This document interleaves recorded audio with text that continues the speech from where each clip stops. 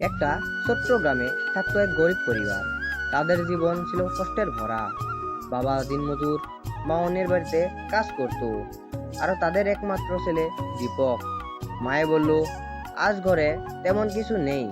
বাবাই বলল, আমি কাজ থেকে ফিরে কিছু নিয়ে আসবো। দীপকে বলল, মা, আমি স্কুলে যাচ্ছি। মায়ে বলল, কিছু খেয়ে যা বাবা।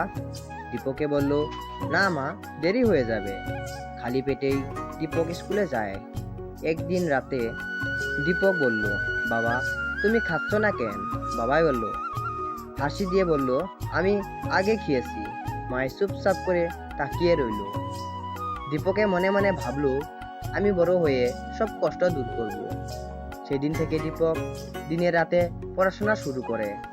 শিক্ষকে বলল, তুই খুব পরিশ্রম করিস দীপক, আমি তোকে সাহায্য করব।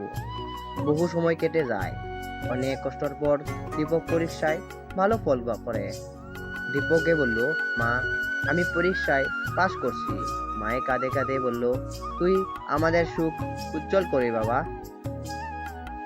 কিছুদিন পর দীপক একটা ভালো চাকরি পায়।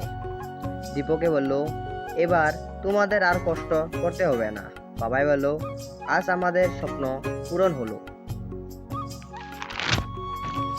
তো বন্ধুরা, ভিডিওটা ভালো লাগলে লাইক করে দেন, আর এমন ভিডিও পাওয়ার জন্য চ্যানেলটা সাবস্ক্রাইব করে দেন।